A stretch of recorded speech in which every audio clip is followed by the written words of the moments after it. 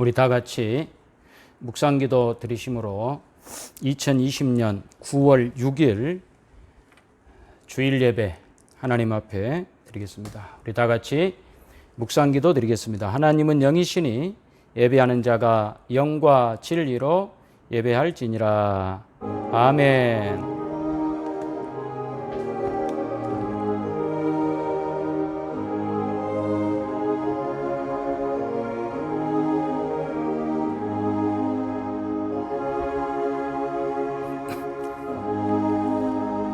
하나님 아버지 은혜와 크신 사랑을 감사드립니다. 오늘 또 거룩하고 복된 주님의 날 저희들에게 허락하셔서 아버지 앞에 감사와 찬양과 영광을 돌려드릴 수 있도록 은혜 베푸신 것을 감사합니다. 이 시간도 성부, 성자, 성령 삼위일체 하나님 이 예배를 통하여 영광 받아주시고 예배하는 우리의 심령마다 성령님 역사하셔서 진리 가운데로 인도하시고 영원한 생명과 소망 안에서 기뻐하며 감사하며 아버지 앞에 영광 돌리는 복된 시간 되도록 인도하옵소서. 예수님의 이름으로 기도하옵나이다. 아멘. 우리 다 같이 1장 찬송 하시겠습니다.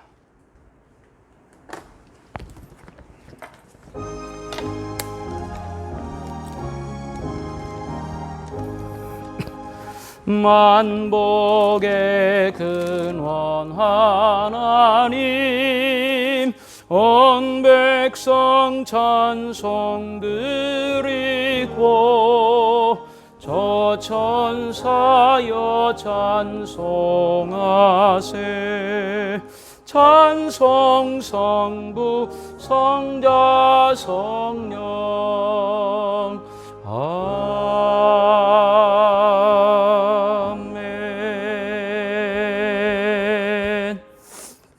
사도신경으로 우리의 신앙을 고백하겠습니다.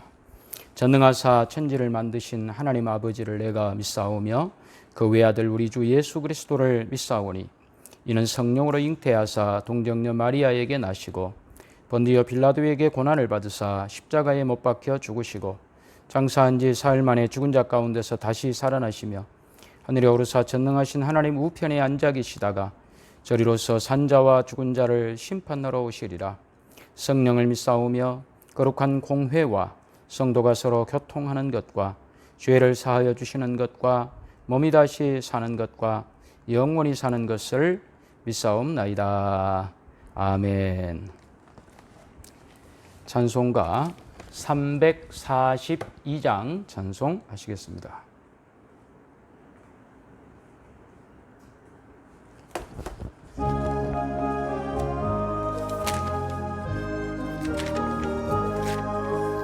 너 시험을 당해 죄 짓지 말고 너 용기를 다해 곧 물리쳐라.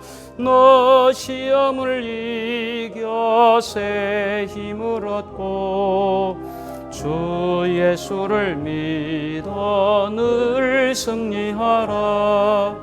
우리 구주의 힘과 그의 위로를 빌라. 주님 내 편에 서서 항상 도우시리. 내 친구를 삼가 잘 선택하고 너행을 삼가 늘 조심하라. 너 열심을 다해 늘 충성하고 온 정성을 다해 주 봉사하라. 우리 구주의 힘과 그의 위로를 빌라. 주님 내 편에 서서 항상 도우시리. 잘 이기는 자는 상 받으리니 넌 낙심치 말고 늘 전진하라. 내 구세주 예수 힘 주시리니 주 예수를 믿어 늘 승리하라. 우리 구주의 힘과 그의 위로를 빌라 주님 내 편에 서서 항상 도우시리.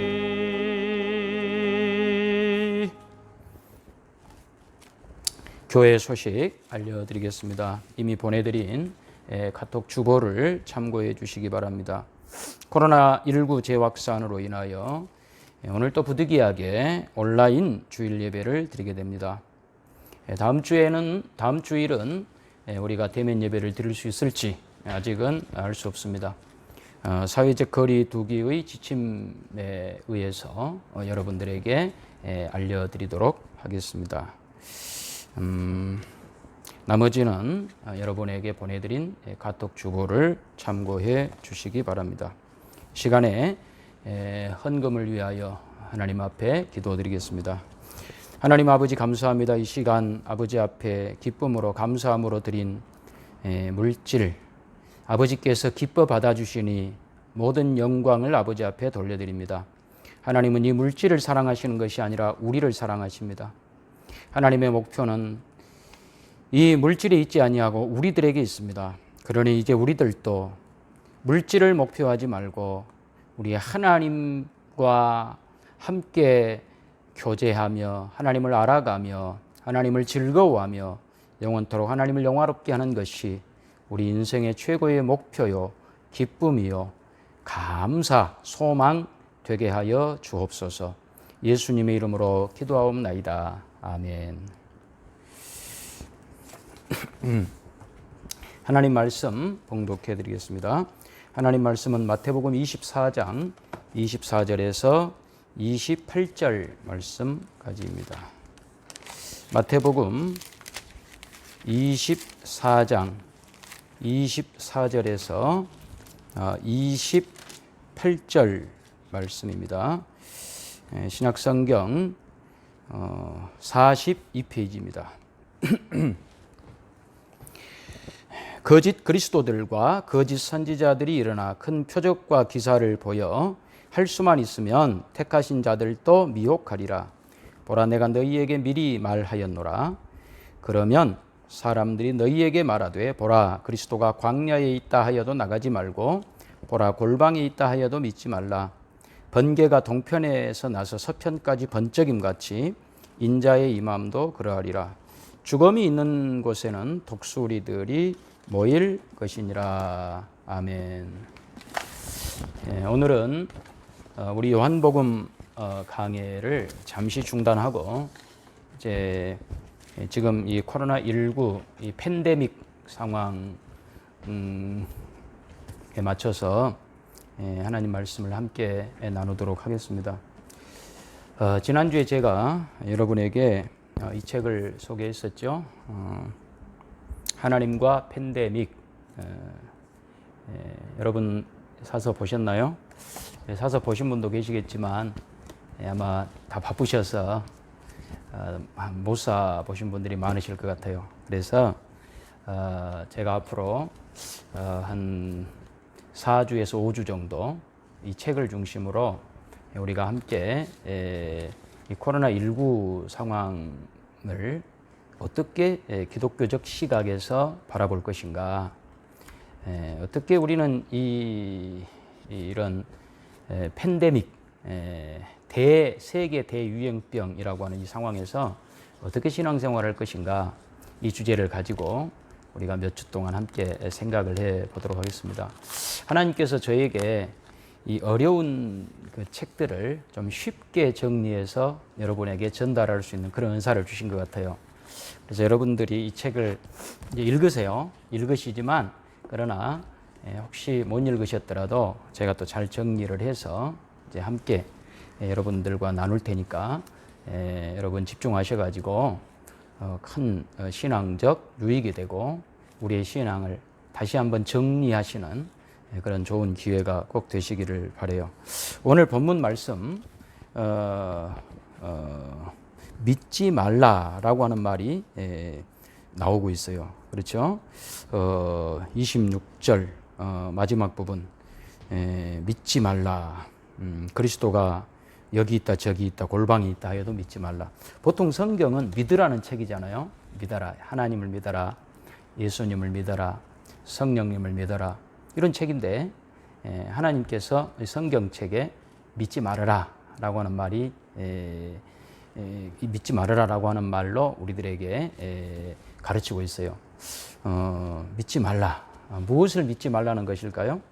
환난 날에, 다시 말하면 지금 같은 이런 팬데믹, 대유행병 이런 상황 속에서 많은 이것이 그리스도의 뜻이다, 저것이 하나님의 뜻이다 라고 하는 이런 많은 주장들에 대해서 여러분들이 그것이 과연 성경적인가 라고 생각하면서 믿어야 될 것은 믿어야 되지만 믿지 않아야 될 것은 믿지 말아야 된다는 거예요. 그래서 예수 그리스도 그 오심에 관한 이 마태복음 24장 종말에 관한 가르침인데, 이 종말에 관하여서도 특히 환난과 연결되어져서 성경의 가르침과 위배되는, 다시 말하면 그 해석에 그리스도가 없는, 예수 그리스도가 배제되어 버린 그런 성경 해석, 그러면서 그리스도가 여기 있다 저기 있다 하여도 믿지 말라라고 하는 거예요. 예수 그리스도의 임하심은 27절 번개가 동편에 나서 서편의 번쩍임 같이 인자의 임함도 그러하리라. 무슨 말이죠? 예수 그리스도의 임함은 우리 인간의 해석이나 설명에 의존하지 않아요. 예수 그리스도의 하나님 되심에 근거해요. 지금도 예수님은 우리와 그렇게 함께 하시고, 마지막 예수님 재림도 이 사람이 이렇게 말하고 저 사람이 저렇게 말하는 것에 따라서 예수님의 임함이, 다시 오심이 정해지는 것이 아니에요. 사람의 해석, 사람의 설명, 사람의 주장에 따라서 바뀌어지는 것이 아니라 예수 그리스도의 하나님 되심에 근거해서 지금도 우리와 함께 하시고 장차 예수님은 이 땅에 다시 오실 겁니다. 그러니 우리는 하나님이 하시는 일들을 배워가야지 섣부른 자기 주장으로 자기 생각을 가지고 예수님이 이런 분이다 저런 분이다, 하나님은 이런 분이다, 하나님은 이렇게 일하신다 라고 섣부르게 판단하거나 해석하는 것을 경계하는 말씀인 겁니다.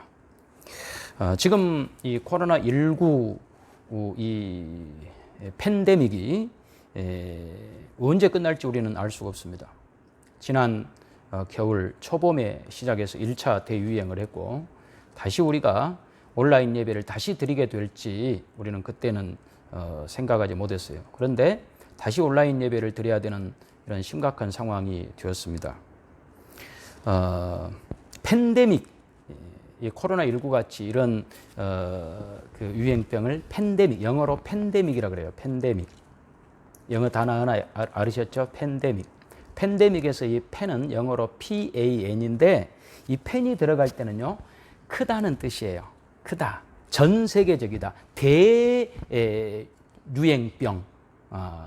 크게 유행하는 이런 뜻이다 이 말입니다. 크다는 거예요. 팬데믹.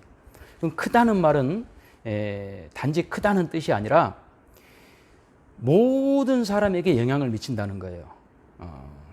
그러니까 단지 크기만 하고 나와 상관없으면 우리가 걱정할 필요 없죠.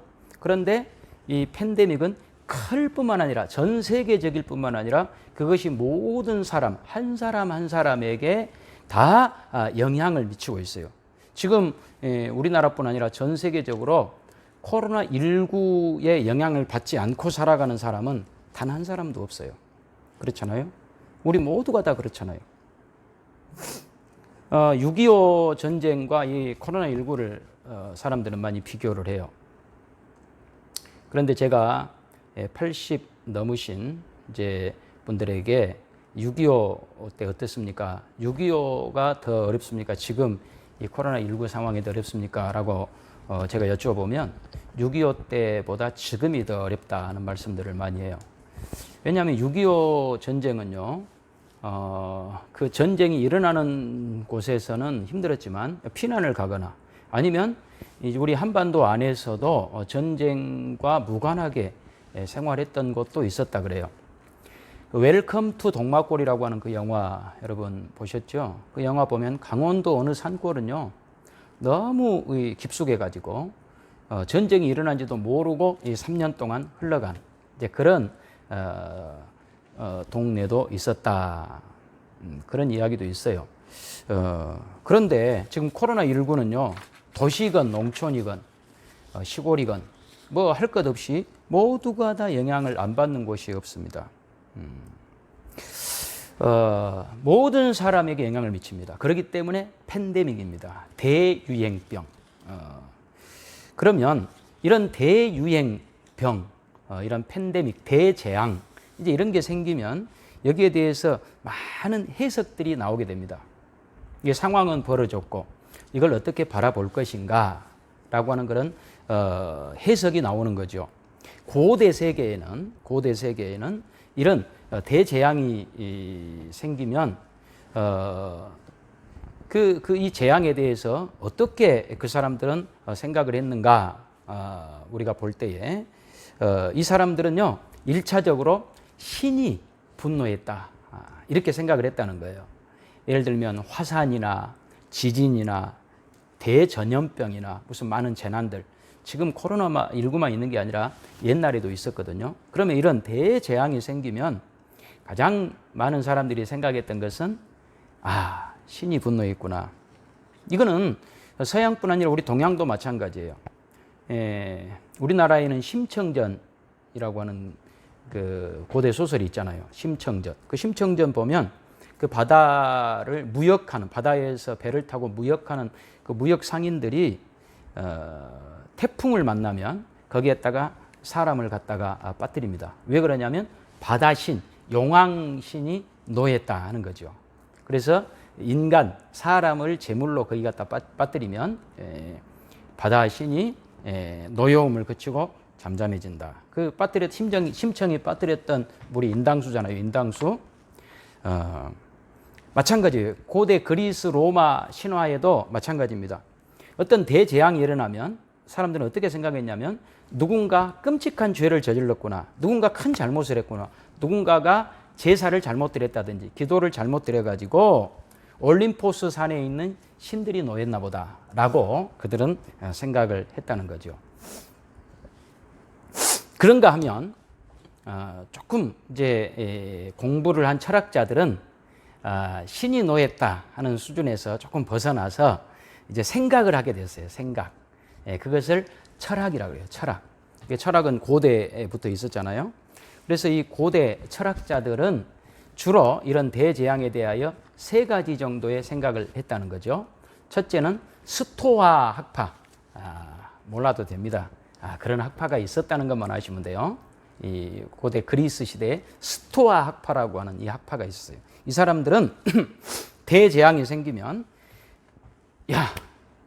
우리는 어쩔 수 없이 이 재앙을 맞이할 수밖에 없다.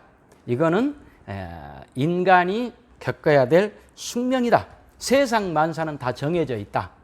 정해져 있는 대로 지금 이런 일들이 일어나는 것뿐이다. 그러니 우리는 그냥 여기서 맞춰서 사는 길 외에 다른 방법이 없다.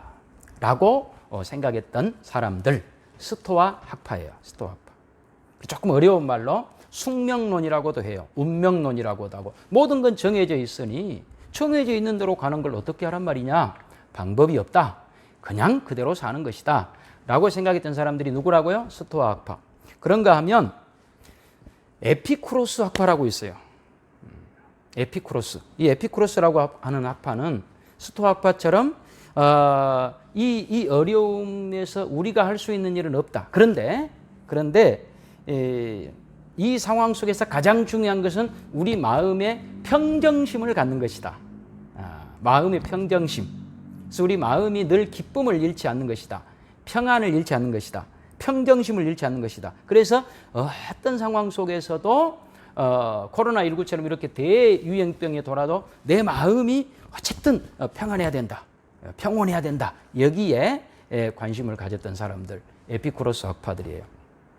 세 번째, 그런가 하면 어떤 사람들이 있었냐면 플라톤 학파가 있었는데 이 사람들은 이 현세는 우리 눈에 보이는 이 세계는 보이지 않는 실제 세계의 그림자에 불과하다. 그림자다. 그래서 이 세상에서 나쁜 일들이 생긴 것은 우리로 하여금 보이지 않는 다른 세상, 더 좋은 세상으로 우리를 이끌기 위함이다 라고 주장을 했어요. 언뜻 보면 우리 기독교하고 많이 닮았죠.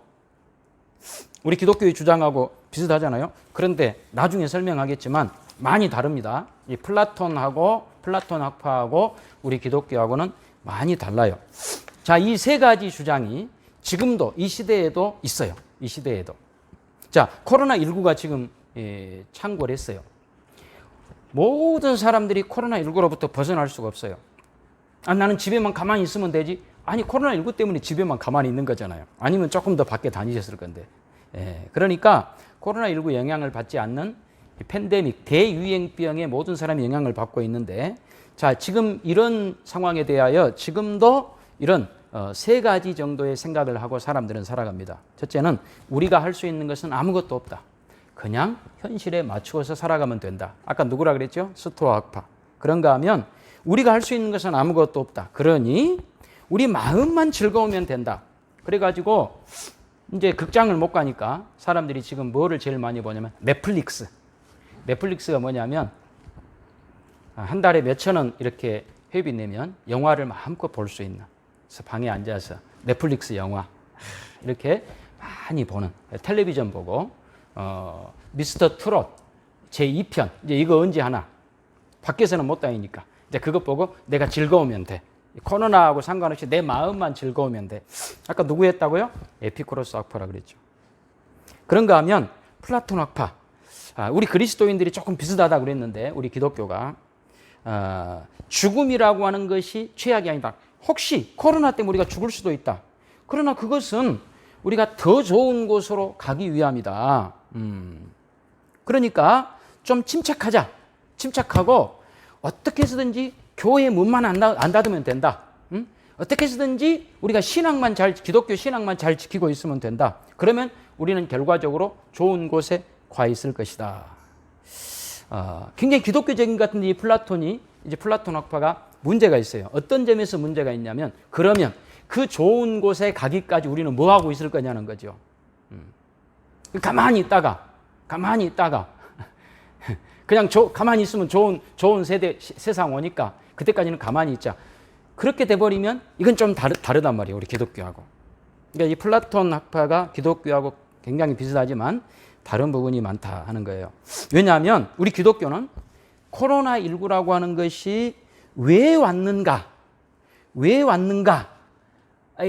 관심을 갖는 것보다는 이 코로나19 상황에서 우리는 무엇을 할 것인가, 여기에 더 관심을 가져야 되는 것이 우리 기독교 신앙인 거예요. 그러니까 왜 왔는가, 누가 잘못을 했는가, 누가 죄를 지었는가, 이렇게 그 핵심이 있는 것이 아니라 우리 기독교는 이 상황 속에서 우리는 무엇을 할 것인가, 어떻게 이 시기를 보내야 되는가, 여기에 핵심이 있단 말이죠. 그런 점에서 플라톤주의하고 우리하고는 좀 다르다.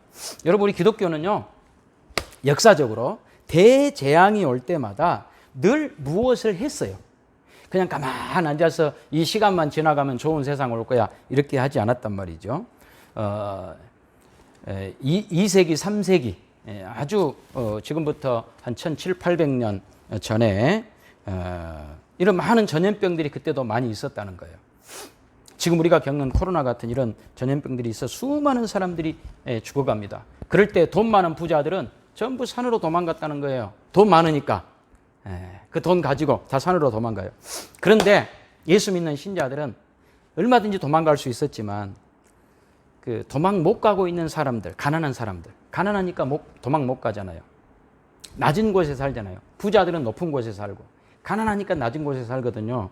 그 낮은 사람들을 돌보고, 그러다가 병들어 죽고, 이런 사람들이 대부분이 기독교 신자들이었다는 거예요. 그러니까 그때 당시에 사람들이 질문을 한 거예요. 왜 당신들은 안 도망갑니까? 그랬더니 우리는 예수 믿거든요. 그리스도인들이거든요. 우리는 예수님께서 자기 목숨을 버려서 우리를 구원했듯이 우리도 그 예수님을 본받아 그렇게 살고 싶거든요.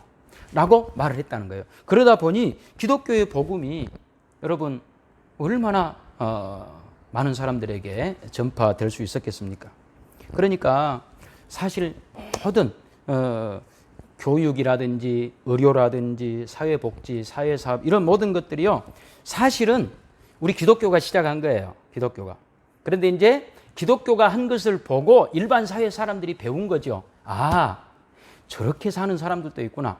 우리는 도망가서 나 혼자 잘 먹고 안전하면 될 줄 알았는데 저렇게 살아야 되겠구나라고 하면서 많은 단체들이 그런 일들을 하게 된 거예요. 그런데 나중에는 기독교 아닌 단체들도 그런 일을 하게 된 거죠. 그러다 보니까 이제 이것이 기독교가 먼저 있는가 다른 단체가 먼저 있는가라고 조금 기독교가 빠져버린 그런 일들도 많이 있지만 어쨌든 시작은 우리 기독교가 이런 시작을 했던 거예요.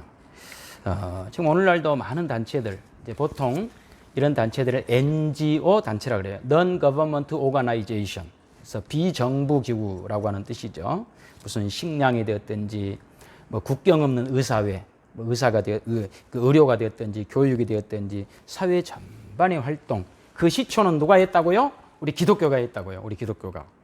그래서 기독교 우리 신자들은 이런 일을 하기 전에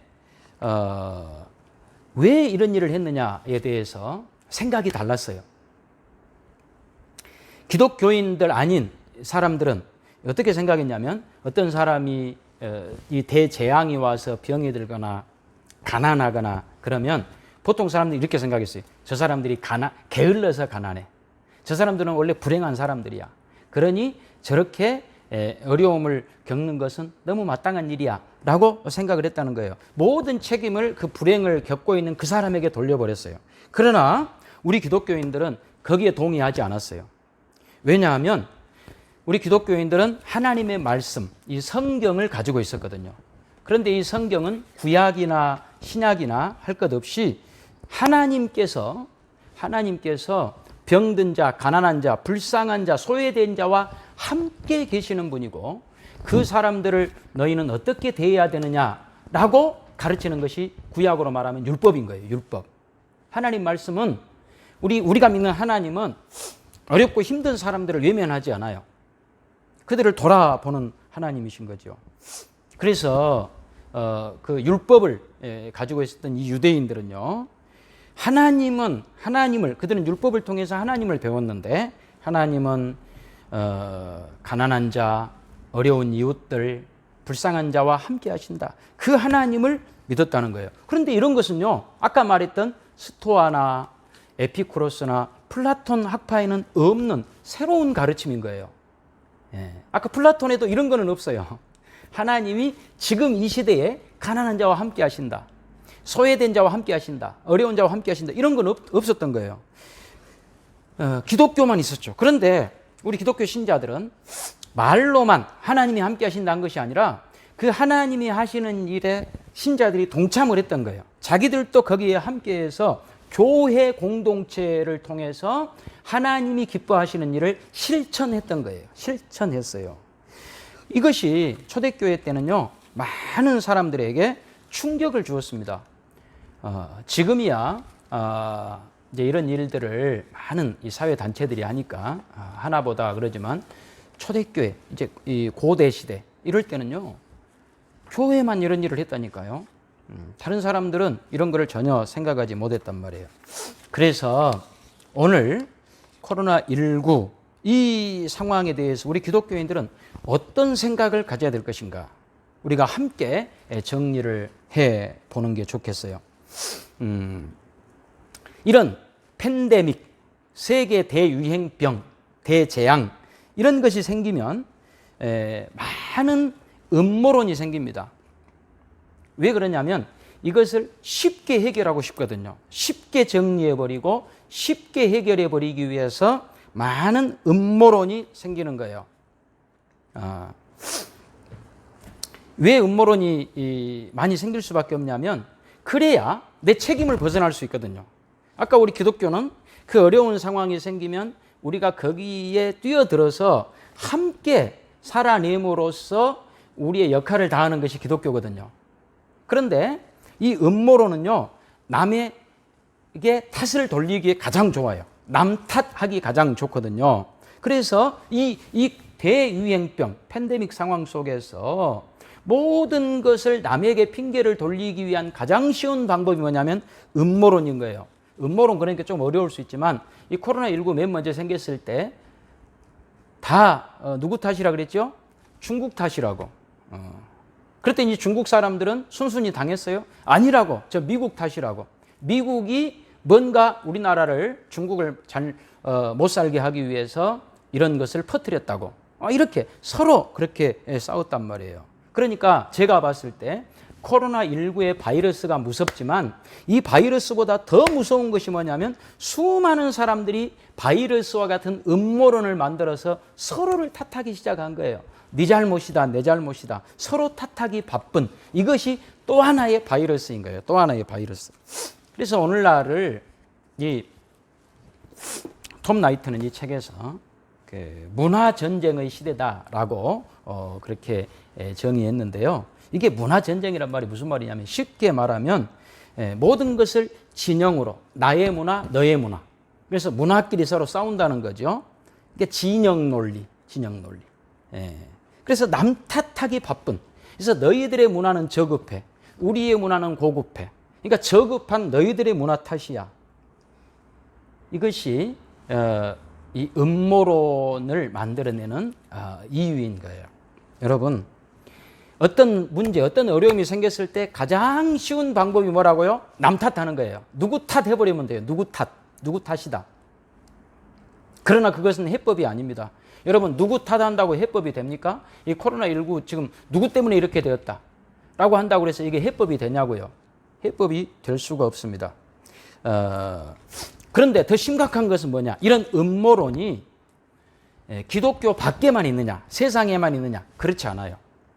기독교 안에도 음모론이 있어요. 기독교 음모론. 그래서 어렵습니다, 여러분. 그래서 어려워요. 그래서 성경에 나오는 이 가르침들 관점으로 이런 코로나19 대유행병을 해석하지 아니하고 자기 생각을 가지고 쉽게 접근해 버리는 이것이 기독교 음모론인 거예요. 그래서 억지로 꿰맞춰 버리는 거예요. 자기가 원래 생각했던 것이 있어요. 그게 정치적인 입장이건 그게 어떤 다른 입장이건 원래 자기 생각이 있었는데 그 자기 생각에다가 이 코로나19를 기독교 신앙이라는 이름으로 꿰맞춰 버리는 거라니까요. 이것이 기독교 음모론. 그래서 가장 많은 이 음모론 중에 하나가 기독교 음모론 중에 하나가 뭐냐면 코로나19는 종말의 징조다 라고 하는 거를 쉽게 말해버리는 거예요. 쉽게. 그래서 종말 산업을 육성하려고 종말 이야기하면 사람들이 꼬박 죽잖아요. 그래서 그 종말 산업, 그래서 무슨 영화를 만들거나 소설을 만들거나 공포 시리즈들, 사람들을 공포로 막 몰아넣어가지고 봐라, 지금 이것이 주님 오시는 발자국 소리다. 너희들 이렇게 살아가지고 큰일 난다 라고 그렇게 쉽게 해석해 버리는 거예요. 쉽게 사람들의 마음을 빼앗기 위해서. 이것이 아까 뭐라 그랬죠? 그런 점에서 이 기독교 음모론과 플라톤주의가 좀 맞닿아 있어요. 지금 이 코로나19를 아마겟돈 전쟁에 비유해 가지고 대유행병.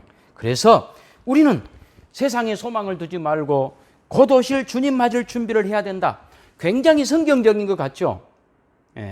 그런데 성경적인 것 같은데 거기에 어떤 것이 문제가 될 수 있냐면 하나님은 이런 코로나19를 통해서 공포 분위기를 조장하고 어떤 그 하나님이 기뻐하시지 않는 그냥 이런 방향으로 가는 것을 하나님은 원치 않으시거든요.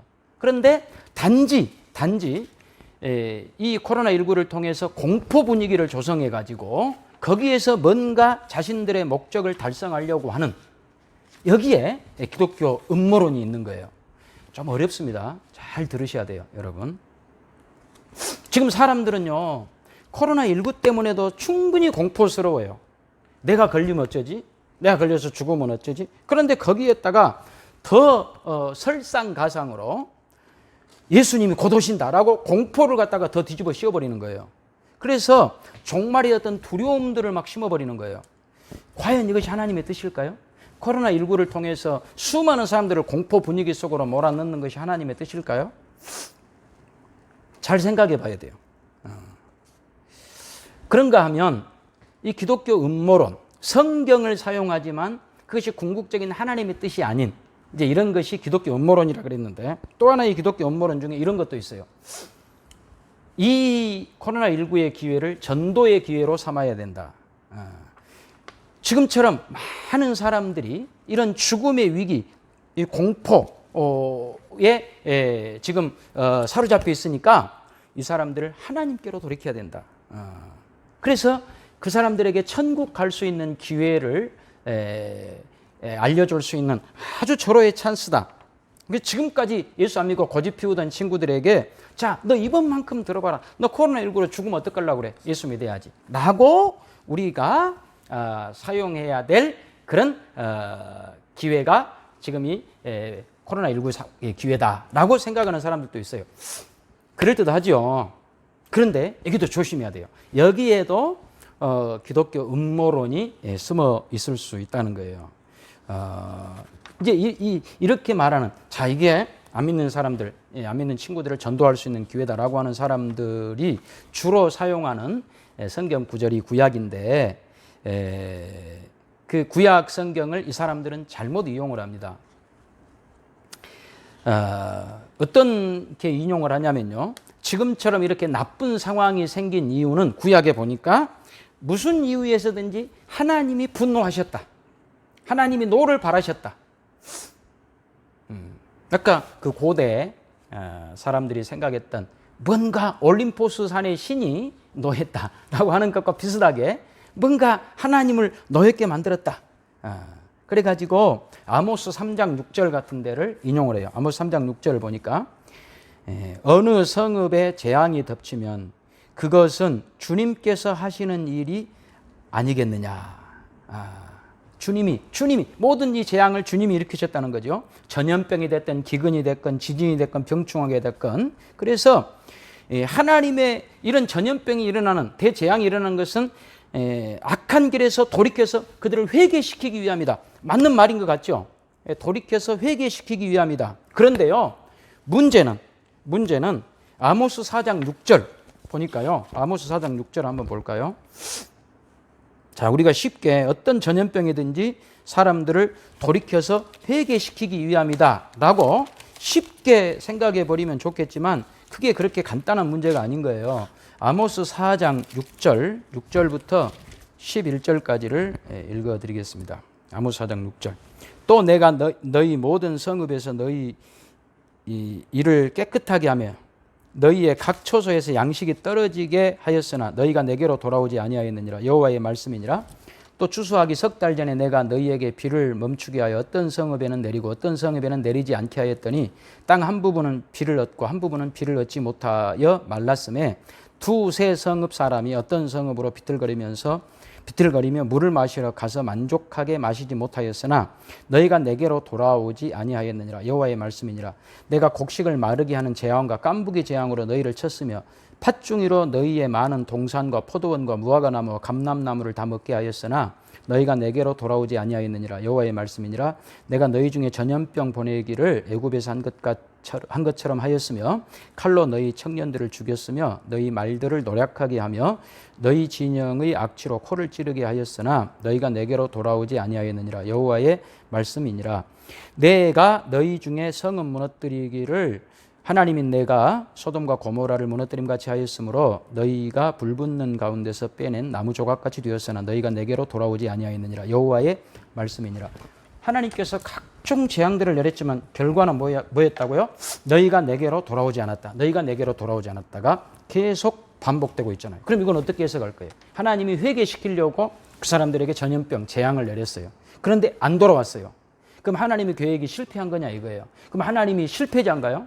아니, 하나님이 실패자가 돼버리면 이거는 심각하잖아요. 그럼 우리는 실패한 하나님을 믿고 있는 것이 돼버리잖아요. 여러분.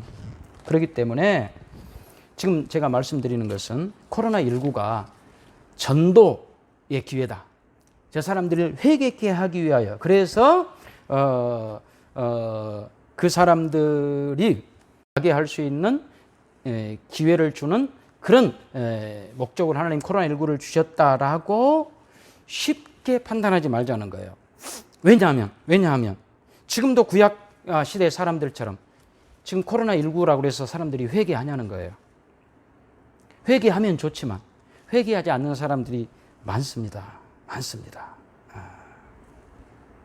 저는 이 코로나19에 회개를 해야 된다라고 하는 사람들의 주장을 생각해 보면, 가만 생각을 해 보면요, 우리가 1917년 평양 대부흥 운동의 100주년이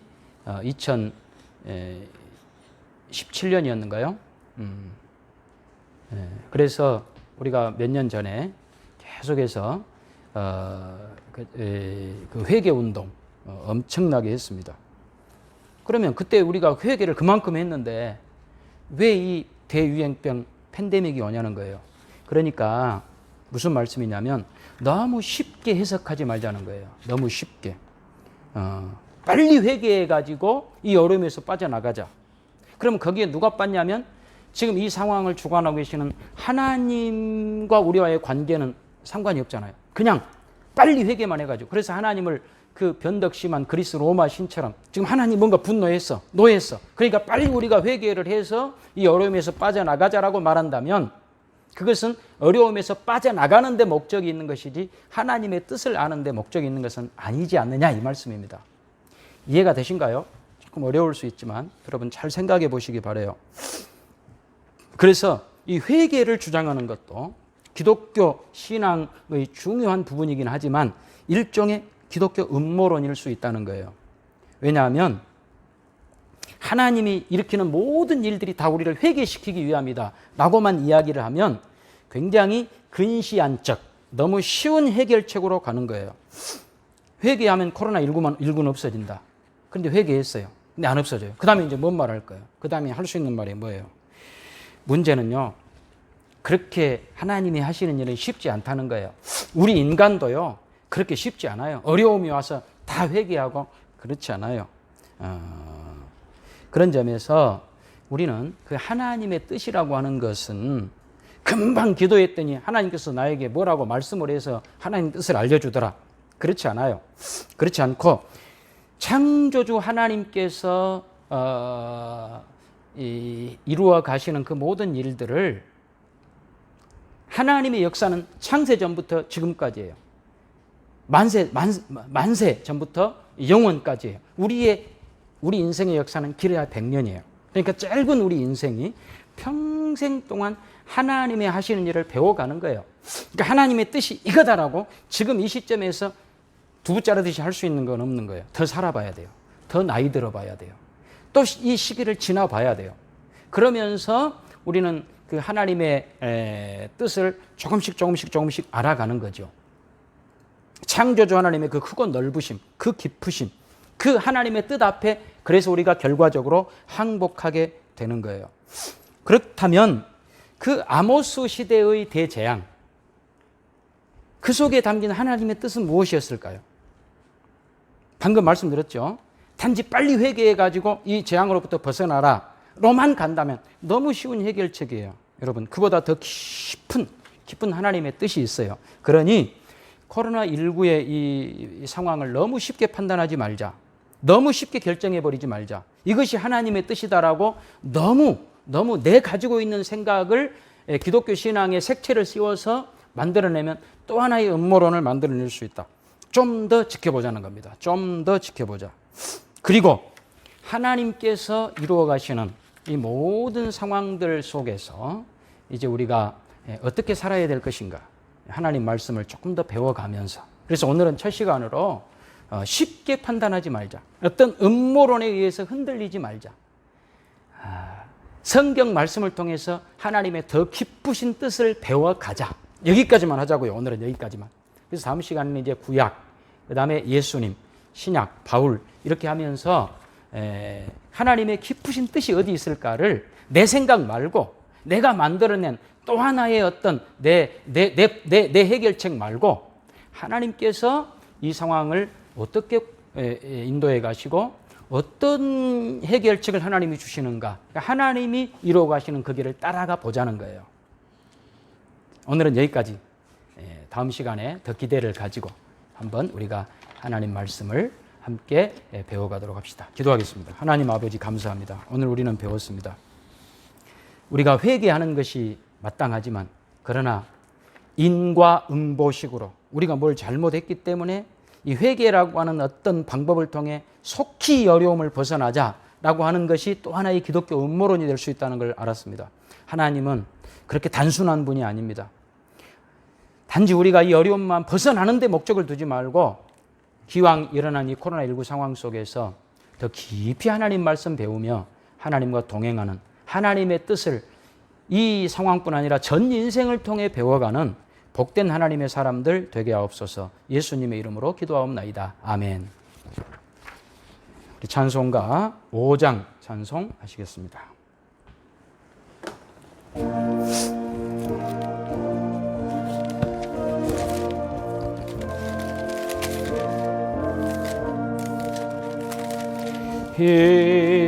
천지간 만물들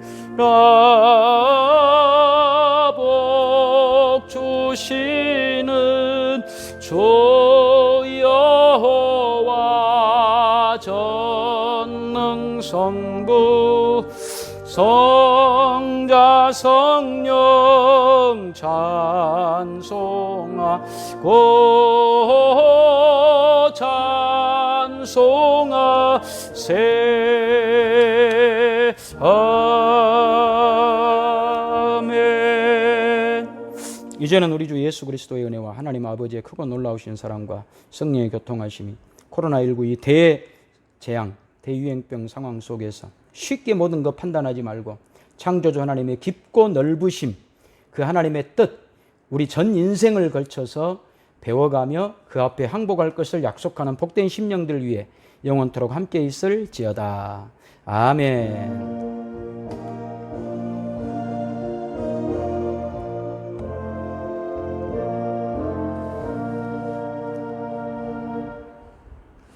이상으로 2020년 9월 6일 주일 예배 마쳤습니다.